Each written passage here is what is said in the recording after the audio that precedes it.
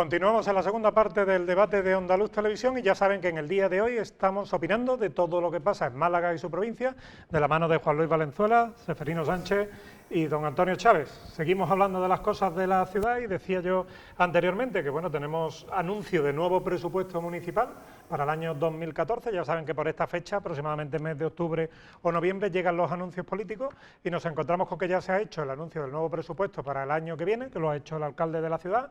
Se habla de 690 millones de euros en total de inversión, y si les parece pues vamos a hablar de ello, porque hay muchos temas que surgen en este presupuesto. Ya saben que las inversiones suben un poco, hablamos de 52,2 millones de euros en total. Se habla de que una gran parte del presupuesto va a ir para pagar a los bancos, a lo que es deuda, amortizaciones, préstamos. En realidad es un préstamo un presupuesto muy similar al anterior, 1,5 millones de euros de variación.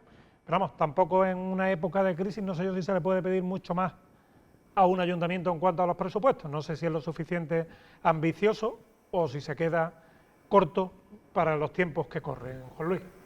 Bueno, el presupuesto hoy se conocen las primeras pinceladas, ¿no? Lo que ha presentado el alcalde, muy por encima, y habría que escrutarlo mejor y saberlo más en su contenido para poder hablar. Lo que habría que preguntarse es si resuelve los problemas pendientes año a año que se van heredando de la ciudad, y parece ser que no, porque un presupuesto que invierte, tienen inversiones, 50 y tantos, 60 millones de pesetas, pero tienen amortización de deuda.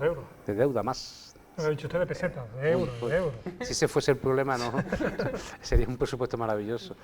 Esa cantidad de euros y la que debe, pues entonces es un presupuesto poco ilusionante, ¿no? Y sobre todo, de lo poquito que se sabe hasta ahora se abrirá el presupuesto, se conocerá más a fondo.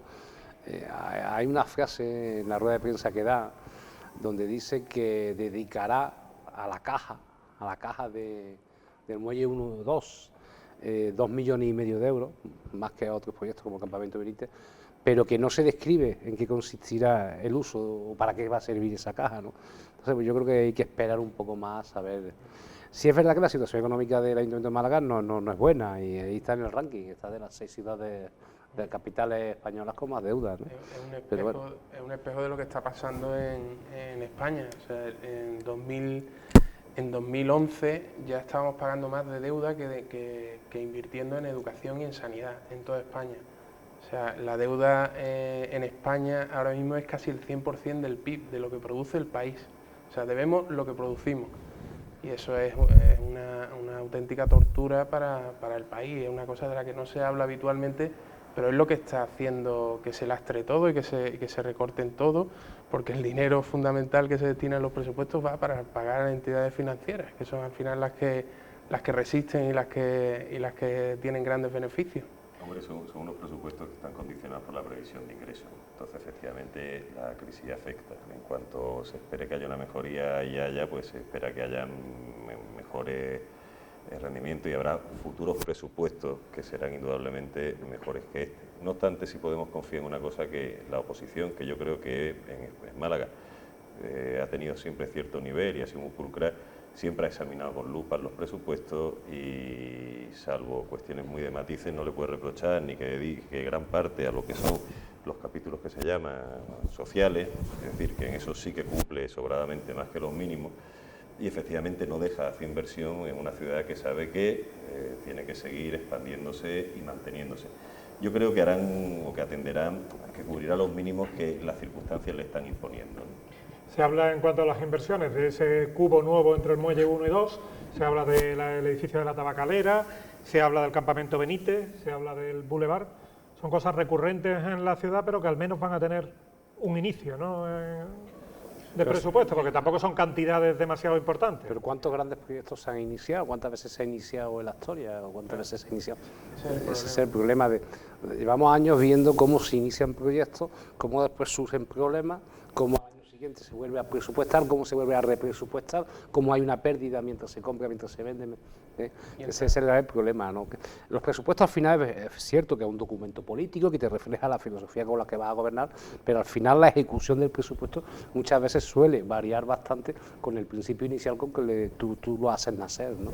¿Quería decir algo, Ceferino? No, era una reflexión al hilo de lo que significan esas cosas y esos proyectos, ¿no? Lo del cubo efectivamente es un misterio. Está ahí, es de dudoso gusto, hay quien le gusta, a quien no, pero ¿para qué esos 2,5 millones? Lo del Benítez sí todo el mundo sabe qué, ¿no? Y mucho me parece, porque creo que el Benítez está prácticamente listo para ser usado.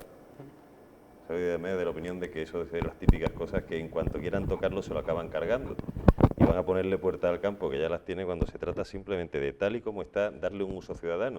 No se exige mucho y la ciudadanía creo que ya tenemos cierto nivel de educación para saber usar un espacio como ese. Pero en fin, ahí está el presupuesto, si es para ponerlo bonito, pues bien, ¿no? Yo con el Benítez también tengo mi ligera sospecha de que va a volver a ser un arma de confrontación, en el sentido en que se viene repitiendo desde hace tiempo, desde que empezó la polémica del Benítez. Bueno, con ya, que no eso... ya de Málaga, ¿no? Sí, sí. No creo que ahora empiece No, pero está la segunda parte de eso, que es que tiene que ser un parque metropolitano, y entonces ya es la Junta quien lo tiene que pagar. Entonces vamos a volver, el Ayuntamiento ha puesto 2 millones, ¿no? O 2,5 millones. Para hacer la lista de los árboles. Entonces ahí ya es cuando el año que viene empezará la polémica del Campamento Benítez de nuevo, seguro. Te pregunto, Antonio, ¿por qué no ha habido confrontación a la hora de negociar el Benítez con el Ministerio de Fomento con las requisitorias que se le ha hecho, ¿no? La hubo antes. Y demás, ¿no? La hubo antes. antes. No ha habido, fue una negociación de guante, Sí. yo creo que bastante desequilibrada para la ciudad, pero ahí no ha habido confrontación. Y sin embargo, tú ya auguras que sí la va a haber Sí. por el parque metropolitano con la Junta, con lo cual volvemos Ya. a la situación anterior del metro, ¿no? Cuando yo creo que el metro, si sale bien y para estar yendo, tiene que ser el modelo político a seguir en Málaga. Ese tipo de acuerdo, que sí, que puede haber discrepancias puntuales, pero que al final, por el bien de la ciudadanía, se llega al acuerdo y se hace la resolución. El Benítez ha sido confrontación del alcalde y del ayuntamiento con el gobierno central cuando estaba José Blanco de ministro y Magdalena Álvarez. Después entró el PP y ya se relajaron un poco las cosas, se llegó al acuerdo, un acuerdo que en principio iba a ser sin compensación, pero al final va a haber una contraprestación en el sentido de que el Ayuntamiento de Málaga va a tener que mantener más de 30 kilómetros de autovía con un túnel, el de Carlos Haya, el falso túnel de Carlos Haya, que los túneles en mantenimiento de carretera cuestan bastante dinero. No se ha cuantificado, pero yo tengo una ligera idea de la cifra que puede ser eso anualmente y es bastante, vamos. O sea, puede acabar pasando que el Benítez se convierta en un parque metropolitano de peaje. De peaje, sí. Ya veremos el compromiso. Una del estación de mantenimiento servicio, una estación de de servicio. las carreteras como... Bueno, mira, hoy salía una información que hablaba que el Ayuntamiento de Madrid va a privatizar las salas de cine y museos municipales. Con lo cual, por lo del peaje por el parque público no me extrañaría, ¿no? En un momento en que la cultura está muy mal, si tú privatizas, se lo das a la gestión.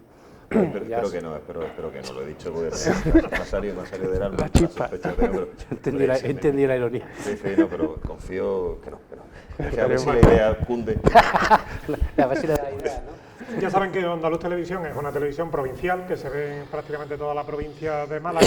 Por ello, si les parece, vamos a traer un tema de la provincia y decía yo que vamos a intentar en nuestra tertulia o en este debate hablar de temas nacionales que vienen a colación con temas locales, ¿no? En los últimos días ha llamado mucho la atención el tema del Prestige, que ha salido finalmente la sentencia y bueno, nuevamente nos encontramos con un caso que, al igual que pasó en el caso Malaya, ha llamado la atención por macrocausas que han durado durante tanto tiempo, que han causado tanta alarma social y en la cual la ciudadanía esperaba que hubiera condenas ejemplares, incluso se había vendido que iban a haber esas condenas ejemplares y al final nos encontramos que, al igual que pasó en aquel caso, ha pasado en el caso Malaya. Aquí me gustaría conocer de la opinión de mis tertulianos sobre este tema, ¿no? ¿Creen ustedes que la ciudadanía cada vez confía menos en la justicia? Hoy hemos tenido también esa noticia del tema de que la Fiscalía no pide la imputación de la infanta. ¿Cómo ven ustedes todos estos temas y cómo afectan al ciudadano y a su valoración de la justicia en España? Yo creo que la gente quiere seguir confiando en la justicia, pero que se lo ponen muy difícil, ¿eh? Se lo ponen muy difícil.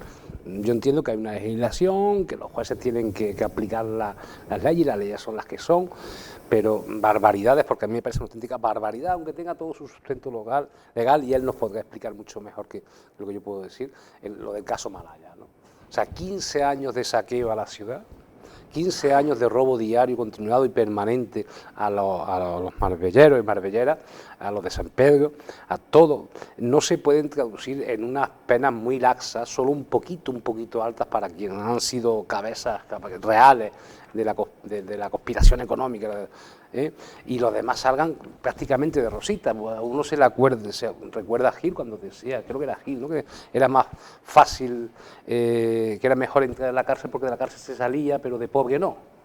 Pues claro, con ese planteamiento, cuando ves que hay gente que le han echado años y que no los va a cumplir, pero que se han llevado dinero, pues además yo estoy siempre en la opinión de que el corrupto, el gran corrupto, siempre tiene dinero aparte, ¿no? Ahí yo creo que, de forma colateral, para mí ahora ya las sentencias están ahí, hay que acatarlas y serán lo que justicia debe ser, pero ya que sea un hecho consumado, a mí me preocupa realmente qué va a pasar con los bienes incautados y las penas económicas a los condenados, porque 15 años de saqueo son muchos robos diarios para los marbelleros que se producen en falta de empleo, en falta de infraestructura, y ese dinero habría que devolvérselo directamente a los ciudadanos, al municipio de Marbella, para que lo apliquen eso que le robaron en su momento. Parece ser que no va a ser así, que el dinero incautado va a ir a Hacienda. Y Montoro, como cualquier otro ministro de Hacienda, al final con esos dineros hará tapar agujeros, porque todos los ministros tienen agujeros. Y no lo devolverán directamente. En ese sentido yo valoro la iniciativa de los 3 grupos de oposición en Marbella, porque curiosamente, y es muy extraño, la alcaldesa no lo está defendiendo que vale, que está bien, que se vaya a Madrid. Yo valoro la iniciativa de la oposición en el sentido de que se articule una fórmula para que el dinero incautado, el patrimonio incautado y su valor se devuelva para un plan de empleo, para un plan de infraestructura y, en definitiva, a quien se le robó, que es a Marbella. Eso hubiera sido una justicia reparadora como la gente siente que debe de ser. Pasa que es verdad que luego la arquitectura de todo el aparato jurídico pues permite que, bueno, como es un concepto más abstracto, ha pagado no el reparo al ayuntamiento, sino a la colectividad, y la colectividad también es la hacienda pública. Efectivamente, ahí se diluye, y salvo los que no son de Marbella no reparan, es que queríamos que se reintegrara aquí, es decir, que la reparación fuera sobre lo que consideramos que es la víctima primera, que era el pueblo de Marbella. Pero el pueblo de Marbella no es en sí mismo una persona jurídica. Bueno, pues el ayuntamiento, pero es que el ayuntamiento, ¿entiendes?, tampoco es exactamente el dueño de todo el perjuicio sufrido, del patrimonio sufrido. Entonces, tampoco era fácil. Es decir, el perjuicio, tú piensas además cómo se puede evaluar, porque se especuló mucho en lo que de Malaya se hicieron muchas riquezas que no se hubieran hecho sin la corrupción, es decir, de no haber existido eso, las cantidades que se hubieran detraído, si no se hubieran luego multiplicado, hubieran sido infinitamente menores. Era una teoría que se decía, Roca, en cuanto se ha enriquecido, en lo que ha sido capaz de generar con el primer millón, entre comillas, negro, lo demás responde fruto de, hombre, está todo conectado, pero en puridad lo que se cogió del ayuntamiento, simplificando cantidades, pues fue el primer millón, ¿no? ¿Me tiene que devolver el millón o todo lo que has beneficiado y generado con ese millón? Claro. De ahí, pero bueno, en definitiva estoy contigo, la sensación de reparación de justicia, la gente tiene muy claro lo que es. Eso con la doctrina Parot también lo estamos viendo. Yo la justicia creo que es un instrumento que es necesario, que es útil, que a veces, la mayoría de las veces, acierta, la inmensa mayoría se aproxima y de vez en cuando se equivoca. Yo soy optimista de una manera relativa en lo que es la justicia y convivo con ella, bueno, lo que llamamos la práctica de la justicia y las resoluciones, y creo que pues una visión bastante admisible, ¿no? De todas formas, y le pregunto a usted, Ceferino, que es especialmente, bueno, es abogado de profesión y todo esto, ¿se puede apreciar que hay una distancia importante entre la visión que tiene el ciudadano de estos temas y realmente los que conocen o los que como usted están metidos en el tema de la justicia, porque le explico, aquí en la provincia de Málaga tenemos otros casos que están por venir, como Aztapa, como el caso Acinipo, hemos tenido el caso del señor Martín Serón, que también se montó una operación policial, un montón de cosas y al final nos encontramos con que una suspensión de 1 año de alcaldía, que con esto se salda todo el tema. El ciudadano quizás no entiende esto y los que están ustedes dentro de la judicatura, dentro de todo el proceso quizás sí son más comprensivos con estos temas, pero donde hay que respetar lo que es la presunción de inocencia, las normas. Sí, porque nos es más normal asumir que es así, claro, pero somos también cómplices de la incomprensión que tenga el resto de la ciudadanía porque somos incapaces de explicarlo. Pero te lo cuento en una anécdota muy pequeña. En cualquier pleito civil que se gane y que se pierde, quien pierde indudablemente piensa que se ha hecho una injusticia, quien gana pues piensa que se ha hecho justicia. Hay gente que está satisfecha con la justicia porque se ha hecho incluso en otro tipo de asuntos que no son de ganar y perder, como son en los penales. Después los temas estos grandes, pues la gente opina desde lejos de que es raro cómo suena esto, chirría, ¿no? Pero eso también lo opinan hasta los mismos jueces cuando le llegan noticias de sentencias extrañas, ¿no? Habrá que leerla, ¿no? Entonces, perdona, yendo al origen de la pregunta, creo que sí, que hay una falta de explicación, hay falta de vocación didáctica, de explicar por qué ocurren estas cosas y por qué se dicen o por qué se hacen, ¿no? Porque a fin de cuentas la ciudadanía tiene una sensación de lo que es justo y lo que quiere es que se le llene esa sensación con lo que cree que es, ¿no? Todo lo que no sea eso pues son temas muy complicados. Dice, esto empieza por aquí, luego acaba en nada, son todos partos de monte de los que sale solo un ratón. Eso crea confusión, pero no creo yo que la gente desconfíe, ¿eh? En los últimos días, Antonio, también hemos visto cómo los partidos políticos también utilizan el tema de la corrupción. Hay que recordar que se sacan los mapas estos pintados en colores de la corrupción del Partido Popular, la corrupción del Partido Socialista. Al final es un tema que también toca a la política. Sí, está claro, vamos, el caso Malaya es el caso de corrupción urbanística por excelencia, ¿no? El cohecho y el blanqueo, ¿no? El favores a cambio de dinero y el blanqueo, y de hecho la mayoría de los acusados por blanqueo fueron absueltos. Entonces, y eso está al orden del día en todos los partidos políticos que tocan poder. El problema de esto es que hay una cierta sensación de que la justicia no está cerca del sentido común. Se ve el caso Malaya como el gran caso de corrupción de España y se piden 490 años de cárcel para los acusados y acaban en 130. Se piden 3.800 millones de resarcimiento y acaban en 1.000 y pico millones. Entonces se tiene la sensación por parte de la ciudadanía de que la corrupción urbanística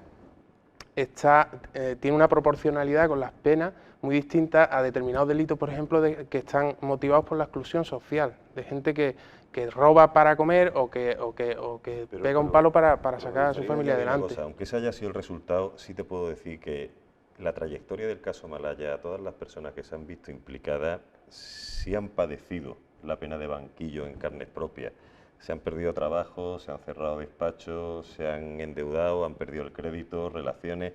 Han sido muchos y no es raro conocer a alguno que lo haya pasado y visto, y te lo puedo decir por fuente bien informada, que incluso habiendo salido absuelto, lo que han pagado y han dejado por el camino, la pena, ¿no? Esa es una parte de, claro, eso no forma parte de lo que espera la justicia conseguir, pues eso ya es una consecuencia social, pero eso habría que decirlo, cuando te empapelan o estás procesado de ahí, y en el caso Malaya, muchos de los que hemos visto que se sentaban ahí, llegaban ya desesperanzados y sin esperar nada, pues porque miraban a Roca mirándolo como era la causa de su ruina, ¿no?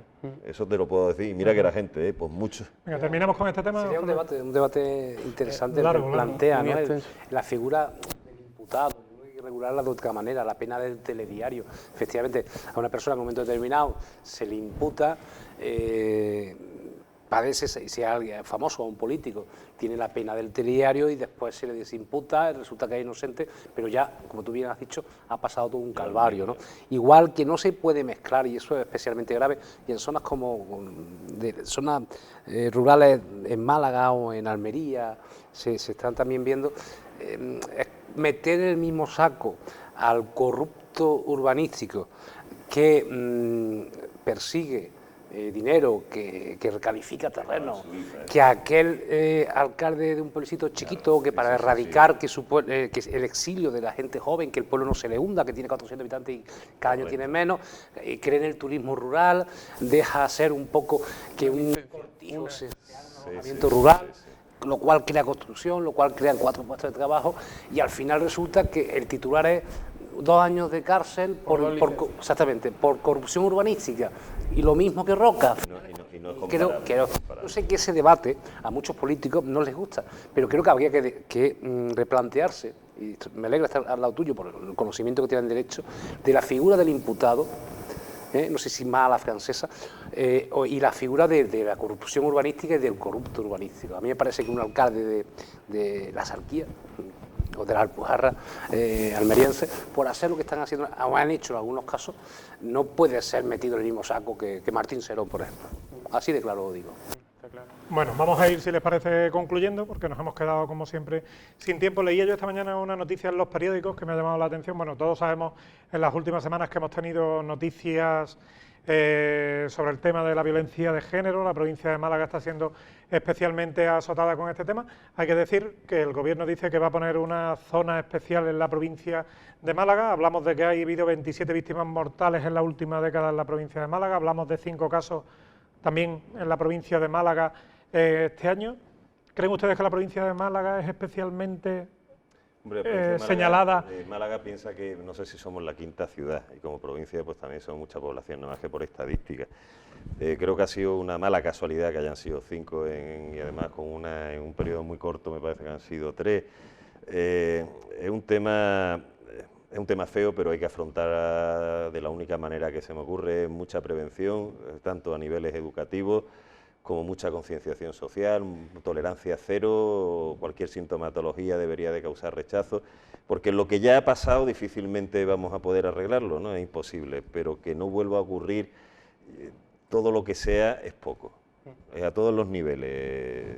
Es educación, educación y educación. Pero educación de adultos, ¿eh? No, yo creo que también desde los primeros niveles de la escuela y tratar de que eso vaya marcado a fuego, el respeto mutuo tanto de la mujer como del hombre, de todo el mundo, y sobre todo, bueno, al hilo de la polémica que hay ahora con que la religión deba de ser obligatoria hasta prácticamente casi hasta que uno se muere, ¿no? Pues por lo menos tratar de intentar que no se publiquen libros como el que se ha publicado en Granada de Cásate y sé sumisa por parte del Arzobispado de Granada. Eso me parece vergonzoso. ¿Creen ustedes que son necesarias políticas o medidas específicas solo en la provincia de Málaga, como se han dicho? Que se ha avanzado muchísimo, pero lo que sí demuestra esto, que efectivamente yo coincido con él, en que puede ser una puñetera casualidad, pero no hay que bajar la guardia, no hay que recortar en presupuesto, no hay que dejar de hacer pedagogía y hacer didactismo desde niños hasta los adultos, de una autorreflexión de todos los que somos, sobre todo varones, ¿no? Y efectivamente que no se permitan ningún gesto, y el que acaba de decir Antonio Chávez un ejemplo, ¿no? O sea, de que de un sector como es la Iglesia, un sector concreto de la Iglesia, creo que la Iglesia no es así, ¿no? Se permita el libro donde dice que hay que ser sumisa y más o menos pues que te debes de dejar hacer todo lo que la autoridad varón haga, ¿no? Entonces, no bajar la guardia y salir a la calle, salir. No, yo no leí el libro, el título tiene un título feo, desafortunado, pero habría que leerlo.